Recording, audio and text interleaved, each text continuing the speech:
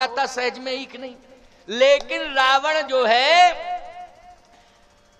संकल्प लेता है कि मैं बहन शूर्पणखा का बदला चुकाऊंगा और जाकर के सीता जो राम के साथ आई है ना, उन सीता का मैं हरण करूंगा।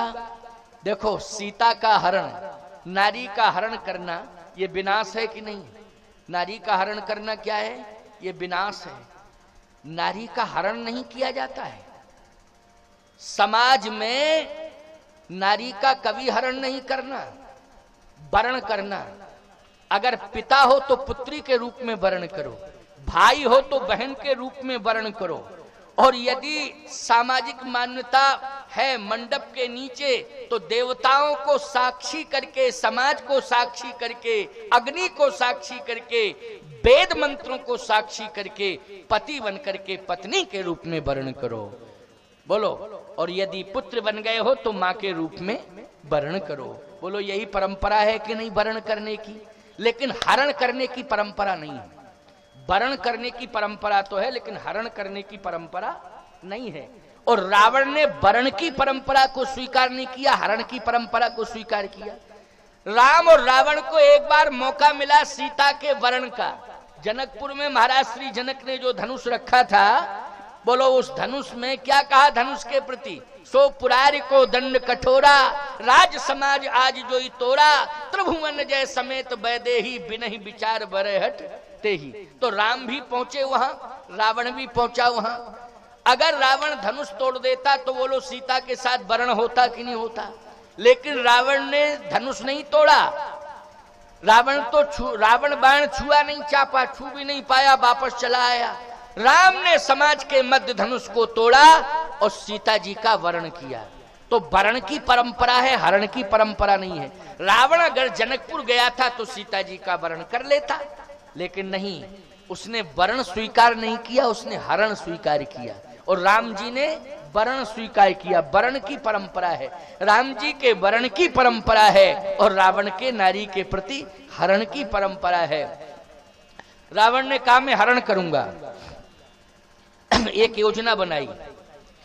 योजना क्या बनाई? सीता का हरण कैसे हो। थोड़ा विचार करने लगा, फिर सोचा सीता का हरण इस विधि से हो सकता है। किस विधि से? नारी का आकर्षण सोने के प्रति होता है, सोने के प्रति। लेकिन पंचवटी में सोना कहां से ले जाया जाए? पंचवटी में सोना कहां से ले जाया जाए? किसी व्यक्ति को सोना देकर के भेजें तो शायद स्वीकार न करें सीता। लेकिन किस विधि से? तो मामा मारीच से कहा कि तुम सोने का मृग बन जाओ और सीता के सामने जाकर के खड़े हो जाना, और सीता बार बार तुम्हें देखें और बार बार तुम्हारी याचना करें, ऐसा आकर्षण पैदा करना। इसलिए तुम सोने के मृग बन जाओ। माताओं ध्यान से सुनना, ये सोना आभूषण के रूप में भी होता है, लेकिन ये सोना खतरनाक भी होता है। बोलो, होता है कि नहीं होता है? जब ये सोना आभूषण बनकर के किसी नारी के गले का हार बनता है, तो याद रखना, नारी अपने को सौंदर्यमान मानती है कि हमारे गले में सोने का हार पड़ गया है, अब सुंदरता में और सुंदरता आ गई है, चार चांद लग गए। लेकिन याद रखना माताओं, बहन, बेटियों, ये सोना श्रृंगार भी होता है, और एक दिन ये सोना नारी के लिए बहुत बड़ा खतरनाक सिद्ध हो जाता है। बहुत बड़ा खतरा पैदा भी कर देता है ये सोना। कितने बार इस सोने के कारण डकैतियां पड़ी, लूट हुई। किसके कारण हुई? सोने के कारण। यहां तक कि प्राण भी चले गए। सोना तो गया ही, लेकिन सोने के साथ जिंदगी भी चली गई, प्राण भी चले गए। तो ये सोना श्रृंगार तो होता ही है, लेकिन ये सोना कभी कभी मरण का भी कारण बन जाता है। रावण कहता है तुम सोने का हिरण बन जाओ और सोने का हिरण बनकर के सीता को आकर्षित करो। मारीच बोला, देखो ऐसा है कि सोने का हिरण तुम मुझे बना रहे हो, लेकिन मैं हिरण हूं नहीं, मैं हूं इंसान, भले ही राक्षस वंश में मेरा जन्म हुआ है, लेकिन इंसान हूं ना। रावण कहता है सुनो, तुम्हें पशु बनना पड़ेगा, हिरण होता है पशु, तुम्हें पशु बनना पड़ेगा। मारीच कहता है मुझे पशु क्यों बना रहे हो? कहा रावण की विशेषता ही यही है कि जो इंसान से इंसान को पशु बना दे, इंसान को पशु बनने के लिए मजबूर कर दे, उसी को रावण कहते हैं। राम में और रावण में यही अंतर है। राम ने बानर भालुओं को इंसान बना दिया था, हनुमनाद सब बानर वीरा, धरे मनोहर मनुज शरीरा। तो भगवान राम ने बानर भालुओं को इंसान बना दिया था और रावण ने मारीच को इंसान से पशु बना दिया था। रावण उसी को कहते हैं जो इंसान को पशु बना दे, राम उसी को कहते हैं जो पशु को इंसान बना दे। बस यही राम और रावण का अंतर है। तो मारीच कहता है कि मुझे पशु बना रहे हो?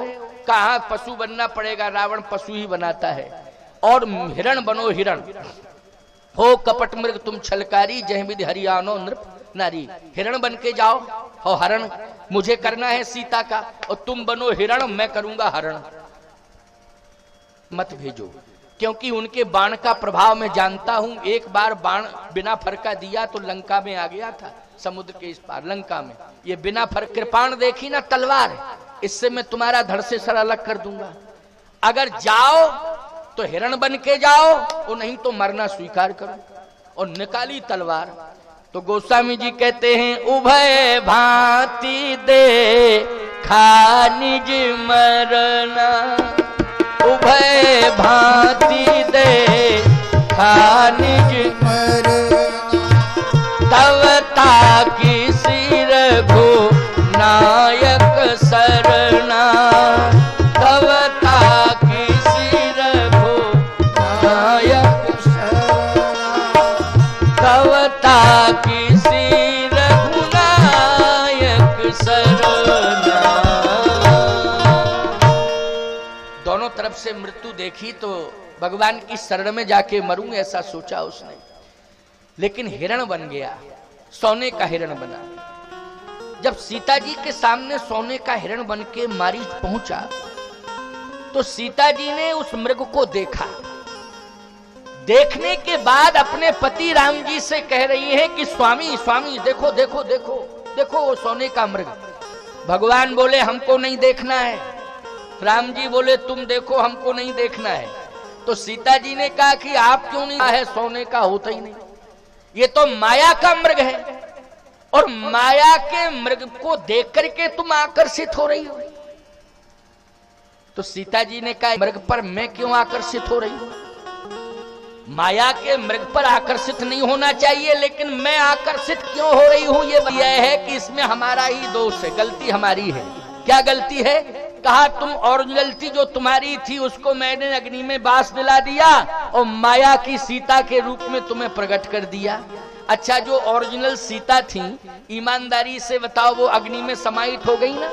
सुनो प्रिया व्रत रुचिर सुशीला, मैं कछु करो ललित नरलीला, तुम पावक मह करो निवासा और जबलक करो निशाचर नासा। तो जो ओरिजिनल सीता थी वो अग्नि में प्रवेश कर गई और माया की सीता प्रतिबिंब बन करके राम के साथ बैठ गई। तो भगवान राम ने कहा बात यह है कि ओरिजिनल सीता तुम नहीं हो, तुम माया की सीता हो। तो माया का माया पर आकर्षण होता ही है, होता है कि नहीं होता? ये माया का मृग है, तुम माया की सीता हो, इसलिए तुम्हारा मन बार बार माया पर आकर्षित हो रहा है। सीते, बात इतनी सी है। सीता जी ने कहा ऐसा है स्वामी, अगर हमारा आकर्षण, पहले ये बताओ माया का बनाया क्यों आपने मुझे? जब मैं ओरिजिनल थी तो क्या जरूरत थी कि मुझे माया का बना दिया? भगवान राम ने कहा इसलिए कि मुझे राक्षसों का वध करना है और लीला का विस्तार करना है, इसके लिए मैंने माया का स्वरूप तुम्हें दिया है। ये माया का स्वरूप है तुम्हारा सीता, ओरिजिनल नहीं। तो सीता जी ने कहा कि जब विस्तार देना है लीला को और माया का स्वरूप बना ही दिया है, तो अगर हम मृग के ऊपर आकर्षित नहीं होंगी तो आपकी लीला को क्या विस्तार मिलेगा? भगवान बोले ये बात तो सही है, नहीं मिलेगा। तो कहा आप भले ही आकर्षित मत हो, मेरा आकर्षित होना तो आवश्यक है कि नहीं। इसलिए मैं बार बार कह रही हूं कि इसका वध करो, इसका वध करो, इसका वध करो। इसमें एक संकेत और है माताओं, सीता जी सोने के मृग पर आकर्षित हुई और राम जी से कहती इसका वध करो। लेकिन सोने में आकर्षण होता है, यह सामान्य दृष्टि है नारी की। वस्तुतः सोने के प्रति आकर्षित होना नहीं चाहिए। सहज रूप से सोना अगर प्राप्त हो जाए तो उसे स्वीकार कर लेना चाहिए। लेकिन किसी की हत्या के माध्यम से अगर सोना प्राप्त हो, बोलो, तो उसे क्या स्वीकार करना चाहिए? नहीं करना चाहिए, कभी नहीं करना चाहिए। सोने को पाकर के शांति नहीं मिलती है। ये मृग सोने का, इसमें कितना सोना होगा। लंका में पहुंच गई, यहां पूरी लंका सोने सोने की 14 महीना रही, लेकिन शांति नहीं मिली। बोलो, कहां शांति मिली सीता जी को? सोने की लंका में रही। तो सीधी सी बात यह है, मेहनत कमाई श्रम के माध्यम से अगर तुम्हारा पति तुम्हें सोना उपलब्ध कराता है, सोने का आभूषण तुम्हें पहनाता है, तो प्रेम से पहनो। लेकिन पति को गलत काम करने के लिए विवश मत करो कि वो पैसा कमा के लावे, चाहे जैसे कमा के लावे, लेकिन हमें सोने चांदी के आभूषण जरूर पहनावे। ऐसी मांग कभी नारी को करनी नहीं चाहिए। माताओं, सच्चा श्रृंगार सोने से नहीं होता है। नारी का सच्चा श्रृंगार उसकी सरलता, सहजता, गंभीरता, मर्यादा है। इससे बड़ा श्रृंगार और दूसरा हो नहीं सकता है। सरलता का श्रृंगार करो, सहजता का श्रृंगार होना चाहिए।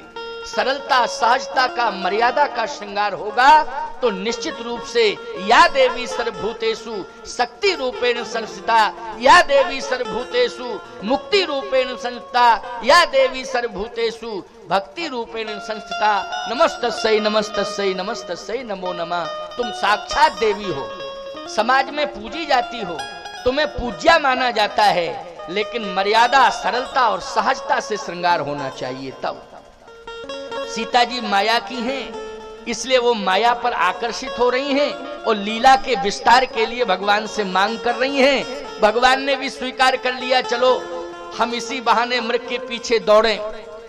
अब जैसे ही राम जी मृग के पीछे दौड़े तो रावण कपटी साधु का भेष बनाकर आ गया।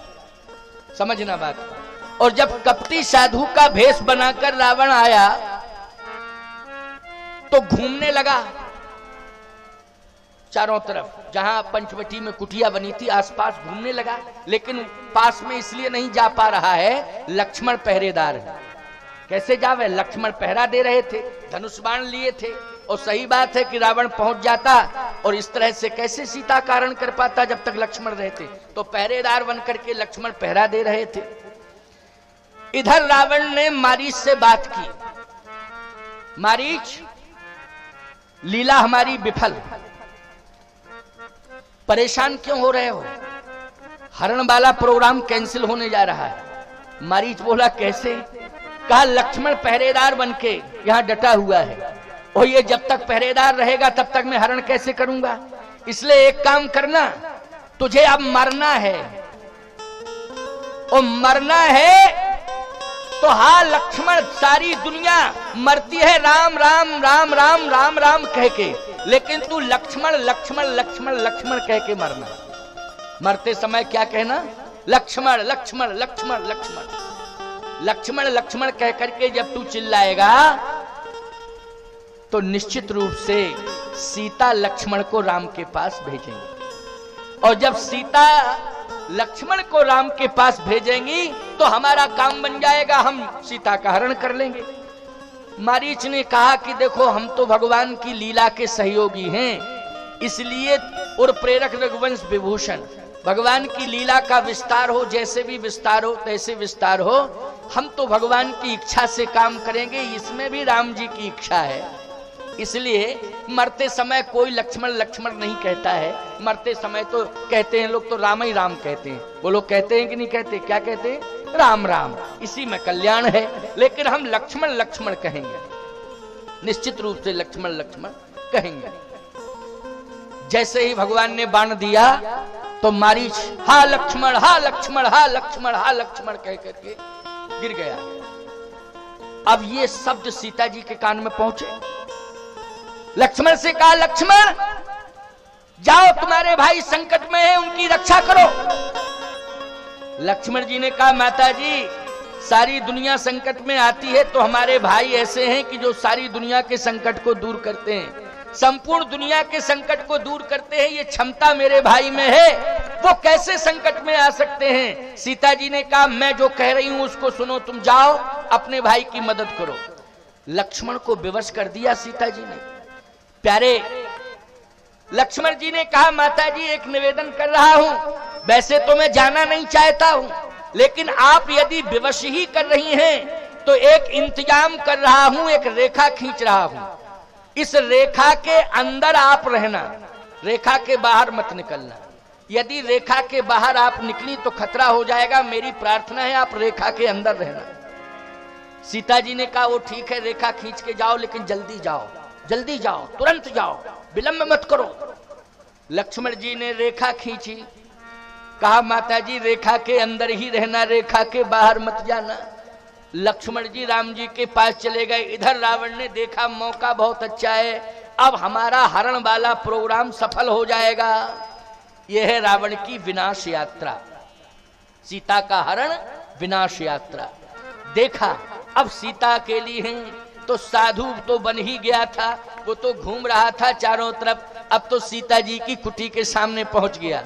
और जैसे पहुंचा, मात भिक्षाम देही, भिक्षाम देही, मुझे भिक्षा चाहिए, मैं भूखा हूं, मुझे भिक्षा चाहिए, भिक्षा चाहिए। और साधु ऐसा कहे भूखा हूं, मुझे भिक्षा चाहिए, तो ये माताएं किसी को भूखा नहीं देख सकती, इनकी विशेषता ये है।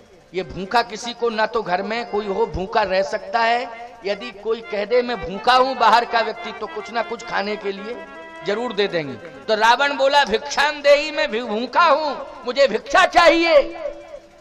सीता जी ने कहा रुको रुको, मैं भिक्षा दे रही हूं, घबराओ नहीं, मैं भिक्षा दे रही हूं। कंदमूल फल थे रखे थे अंदर कुटी में, कंदमूल फल लिए हाथ में, और रावण को देने के लिए सीता जी चल दी।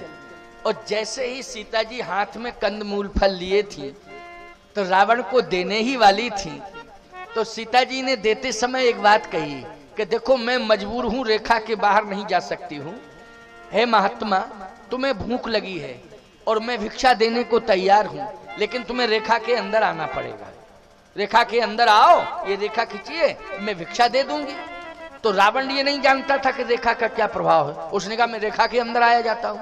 और जैसे ही रावण रेखा के अंदर जाने की कोशिश करने लगा, उसी समय रेखा के मध्य से एक विशाल अग्नि की ज्वाल खड़ी हो गई, विशाल अग्नि की ज्वाल दीवार बनकर के खड़ी हो गई। रावण पीछे लौट गया, अरे इसमें तो अग्नि की दीवार खड़ी हो गई, इसे मैं कैसे पार कर सकता हूं, बहुत बड़ा खतरा है। पीछे हुआ और कहता है मैं रेखा के अंदर नहीं आ सकता। सीता जी ने कहा मैं मजबूर हूं, रेखा के बाहर नहीं निकल सकती हूं। मायावी भेष में रावण बिलखने लगा, ठीक है तुम्हारे द्वार से एक यति, एक भिक्षुक निराश होकर के जा रहा है, आज उसे भिक्षा भी नहीं मिलेगी। सीता जी ने कहा मैं मजबूर हो रही हूं महात्मा, मैं भिक्षा देने के लिए तैयार हूं, लेकिन रेखा के बाहर मैं नहीं निकल सकती हूं। रावण बोला मैं रेखा के अंदर नहीं आ सकता हूं, लेकिन मैं आज जा रहा हूं और ये याद दिला के जा रहा हूं कि तुम रघुवंश की कुलवधू हो, तुम्हारे वंश में मांगने वाले कभी मना सुन के नहीं गए। ये बात सत्य है, रघुवंश में मांगने वाले कभी मना सुन के नहीं गए। रावण कहता तुम उसी कुल की कुलवधू हो, कुलवधू का धर्म कहता है उसे कुल का धर्म निभाना चाहिए, और तुम्हारा कुल कहता है कि मांगने वाले को कभी मना नहीं करना चाहिए। लेकिन आज तुम कुल धर्म से अलग हट रही हो, कुल धर्म का त्याग कर रही हो। सीता आज मैं तुम्हारे दरवाजे से बिना भीख लिए ही जा रहा हूं। और बिलक करके जैसे ही जाने लगा तो सीता जी ने कहा कुल का धर्म निभाना चाहिए, ये मांगने वालों को तुम भिक्षा देती हो ना, ये कुल का धर्म है, परंपरा चली आई देने की कि मांगने वाला कोई आए तो उसे मना नहीं करना चाहिए, निश्चित रूप से कुछ ना कुछ दे ही देती। सरलता की प्रतिमूर्ति है ना, इसलिए इनको देवी कहा जाता है, इनको मां कहा जाता है। श्रद्धा से लोग इनको मां कह के संबोधित करते हैं, देवी कह के भी संबोधित करते हैं। आंखों में आंसू आ गए सीता जी के। लक्ष्मण कह के गया है कि रेखा के अंदर रहा है कि मैं रेखा के अंदर नहीं आ सकता। भैया कारण क्या है? सीता जी नहीं जानती कि ये मायावी है, क्योंकि माया की सीता है वो माया का ही रावण है और माया का ही मृग है। बोलो तीनों माया ही माया के हैं कि नहीं? मृग किसका है? माया का। और सीता किसकी है? माया की। और रावण किसका है? माया का। मायावी है ना, ये माया का खेल है प्यारे। माया का माया के प्रति आकर्षित होना स्वाभाविक है। सीता जी ने कहा रुको, मैं भले ही संकट में फंस जाऊं तो फंस जाऊं, लेकिन कुल का धर्म निभाऊंगी। ठहरो। रावण रुक गया, कहा मैं रेखा के अंदर नहीं आऊंगा। सीता जी बोली मैं रेखा के बाहर जा रही हूं, आप मत आओ, आप खड़े रहो, मैं रेखा के बाहर निकल रही हूं। और जैसे ही सीता जी कंद मूल फल लेकर के रेखा के बाहर निकलने लगी, आवाज आई, आकाशवाणी हुई, ए सीते, लक्ष्मण बार बार मना करके गए, यदि रेखा के बाहर तुमने कदम रख दिया तो संकट में फंस जाओगी, बहुत बड़ा संकट आएगा। ये मायावियों का प्रपंच है, इस प्रपंच में यदि तुम फंस जाओगी तो बहुत बड़ी चुनौती तुम्हारे सामने आएगी, बहुत बड़ा संकट तुम्हारे सामने आएगा। इसलिए मत निकलो रेखा के बाहर, रेखा के अंदर ही रहना है। सीता जी कहती हैं कि मैं सुन रही हूं कि मैं संकट में आ जाऊंगी, इस बात को मैं सुन रही हूं, संकट में आऊंगी, लेकिन भले ही संकट में आ जाऊं भिक्षा अवश्य दूंगी। संकट में भले ही आ जाऊं भिक्षा दूंगी। सीता जी नहीं मानी, रेखा के बाहर जैसी निकली तब रावण निज रूप दिखावा, असली रूप में आ गया। वो तो रावण था। जैसे असली रूप में आया तो फिर आकाशवाणी हुई, हे सीते, मना किया था कि संकट में फंस जाओगी, ये साधु नहीं, ये कपटी है।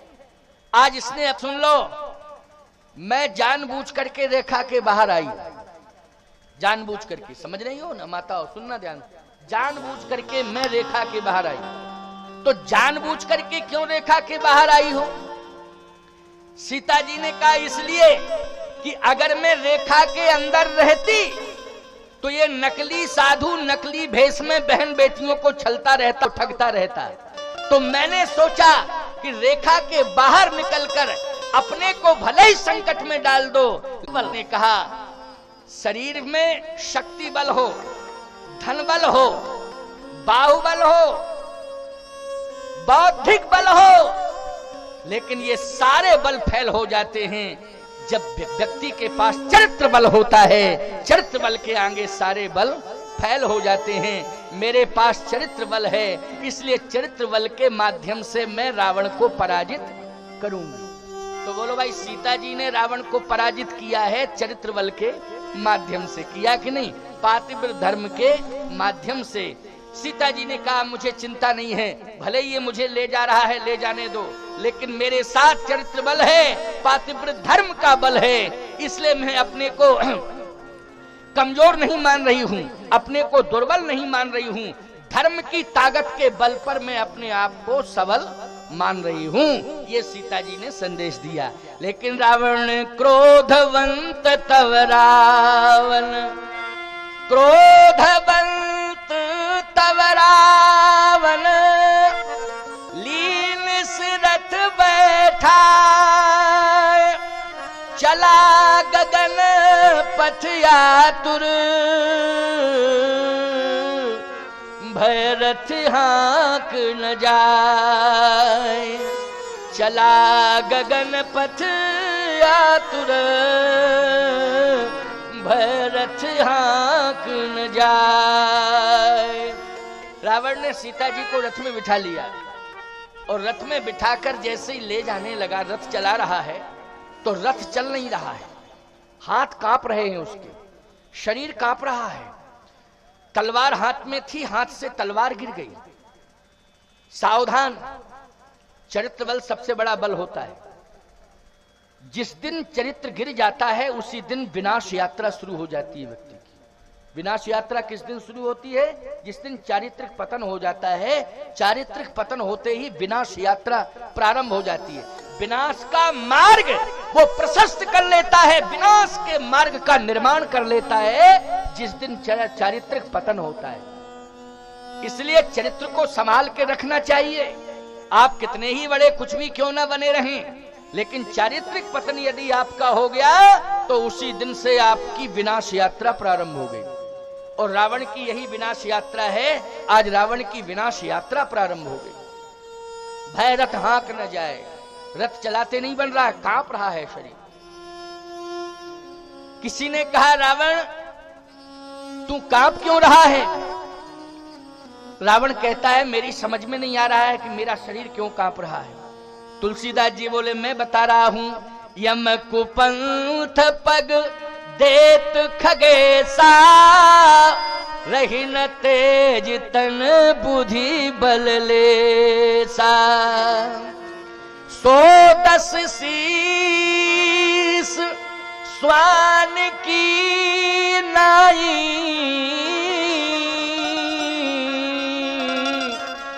इत उत चले उचित भड़ाई। यम कुपंथ पग देत खगेसा, रही न तेज तन बुद्धि बल लेसा। ये कुपंथ का अनुसरण करने वाले की दुर्दशा है। कुपंथ पर चल रहा है इसलिए दुर्दशा हो रही। हमेशा संकल्प लो हम सदमार्ग पर चले। ये हाड़ मांस का शरीर है, ये जिंदगी में अमृत तो नहीं है प्यारे। ये हाड़ मांस का शरीर एक दिन नष्ट होगा। कौन ऐसा संसार में है कि जिसे अमृत मिल रहा हो, पी करके अमर हो गया हो? बताओ भाई, ये हाड़ मांस का शरीर मुझे ये सिद्ध करके बताओ कि अमृत पी करके ये अमर हो गया हो, मरा ना हो। ये शरीर मरता है कि नहीं मरता है? इससे सिद्ध होता है कि शरीर निश्चित रूप से मरता है, लेकिन कीर्ति अगर आपने स्थापित कर दी तो कीर्ति अमर होती है। वो कीर्ति मरती नहीं है। समझ गए हो कि नहीं? कीर्ति तो शरीर को अमर करना है कि कीर्ति को अमर करना है? और कीर्ति को यदि अमर करना है तो चरित्र की पूंजी, चरित्र का खजाना तैयार करना पड़ेगा कि नहीं? कि नोटों के खजाने से हमारी कीर्ति अमर हो जाएगी? नोटों के खजाने से हमारी कीर्ति अमर नहीं होगी। याद रखना, शक्ति का प्रदर्शन करने से हमारी कीर्ति अमर नहीं होगी। जिस दिन समाज में सद्भाव से सद चरित्र हमारा स्थापित हो जाएगा, अगर हमारा चरित्र स्थापित हो गया समाज में, तो चरित्र के स्थापित होते ही हमारी कीर्ति सदा सदा के लिए अमर हो जाएगी और हमारा अस्तित्व इतिहास में सदा सदा के लिए अक्षुण्ण हो जाएगा। इसलिए हमें चरित्र का निर्माण करना है। चरित्र के निर्माण के बल पर ही हम अपनी कीर्ति को अमर कर सकते हैं। आज रावण का चारित्रिक पतन हो गया, शरीर कांप रहा है। सीता जी बिलखने लगी। सीता जी क्या कह रही हैं? देखो, पहले किसका नाम लिया सीता जी ने? जब नारी के सामने विपत्ति आती है तो किसका नाम लेती है नारी? अगर पति दूर है तो पानी ग्रहण हो चुका है तो पहले पति का नाम लेती है। विपत्ति में पति को पुकारती है। किसको पुकारती है? पति को। यदि पति सक्षम नहीं है तो फिर पिता को याद करती है, और पिता यदि सक्षम नहीं है तो परम पिता को याद करती है। ये तीन रिश्ते हैं, पति, पिता और परम पिता, संकट के समय। तो सीता जी ने सबसे पहले पति को याद किया संकट में। क्या? कहां हैं आप? मेरी रक्षा करो, रक्षा करो। विपत्ति मोरी को अरे प्रवही सुनावा,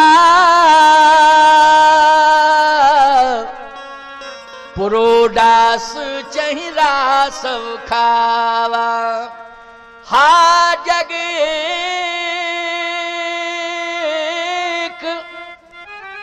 वीर रघुराया,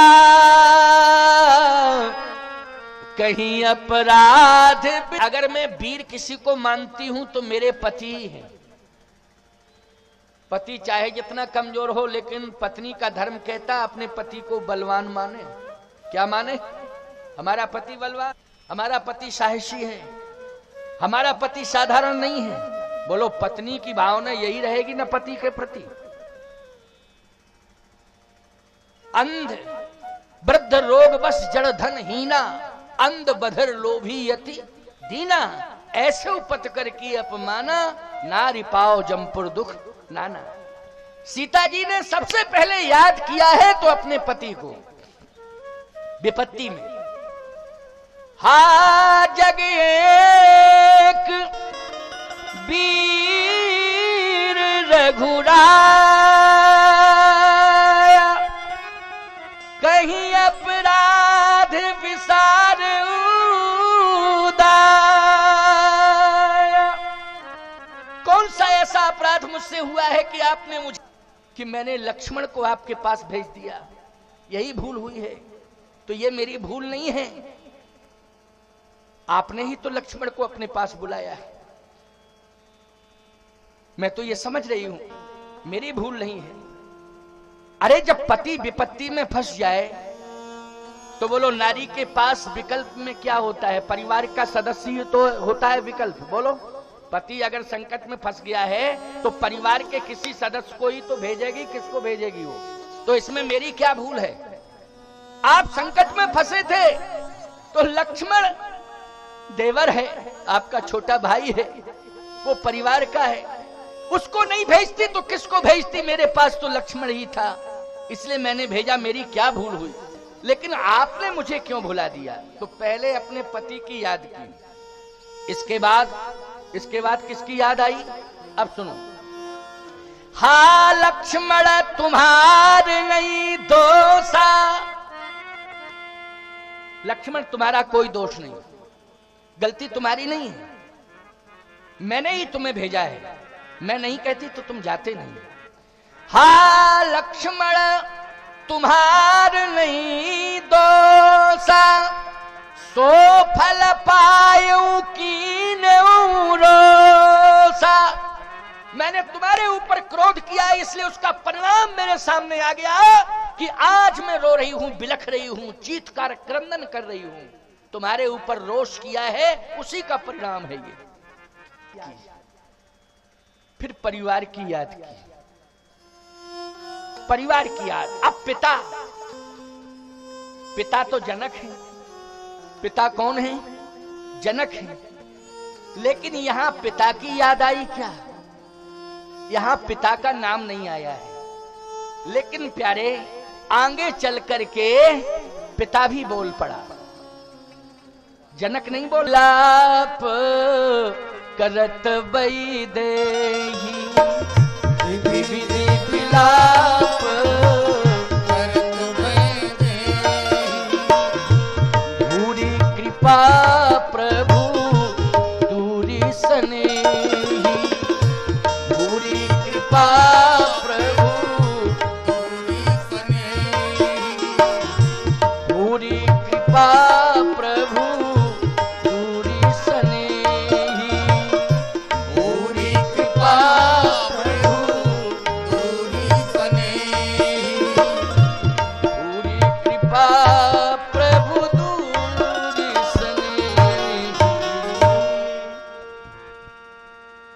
कृपा मिलेगी कि नहीं मिलेगी? मेरा स्नेही परम से पिता यहां कहां रखा? लेकिन पति दूर है, पति मेरे पास था लेकिन फिर भी दूर हो गया। पिता तो और दूर है, लक्ष्मण भी चला गया, वो भी दूर हो गया। लेकिन पिता को कैसे याद करें? लेकिन पिता ने ही याद कर लिया। एक बात बताएं, यदि अवस्था में कोई व्यक्ति बड़ा है तो वो वयस्क है तो बहन के रूप में, और यदि छोटा है तो मां के रूप में, और यदि बड़ा है तो पिता के रूप में। यह हमारा सनातन धर्म है। इसलिए कहता हूं कि इंसानों के अंदर ही सनातन की परंपरा नहीं है। पक्षी भी मानते हैं, केवल इंसान ही नहीं, पशु पक्षियों से शिक्षा लो। जंगल में विपत्ति काल में सीता जी को बेटी के रूप में किसने स्वीकार किया? इंसान ने कि पक्षी ने? बोलो, पक्षी ने किया कि नहीं किया? तो इनको सामान्य और साधारण मत समझना। ये तुम्हारे भाई के रूप में है, पिता के रूप में है। ये को पुत्री कहकर के संबोधित किया। इसलिए कहता हूं, एकांत में भी धर्म पर आश्रित जीवन होना, में मनमुखी जीवन मत जीना कभी। क्योंकि पशु पक्षी गवाही बन जाते हैं।